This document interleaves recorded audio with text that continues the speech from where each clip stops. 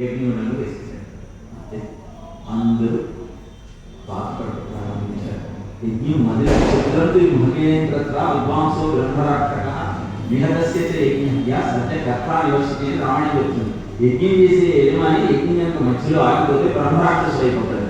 ఎలా ఏం చేద్దామని అందరూ కలిసి మళ్ళీ శివుడి దగ్గరకు వచ్చి ప్రార్థిస్తే శివుడు ఆ దక్షుడికి మేక తల అతికించి ఆయన మళ్ళీ బతికించి ఆ యజ్ఞాన్ని నిర్విఘ్నంగా సాగేటట్టు కొనసాగిస్తాడు.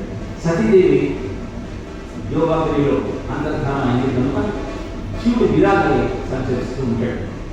ఇప్పుడు ఇదే నేపథ్యంలో దితికి కశ్యపుడికి వజ్రాలు కొడుకు పెడతాడు.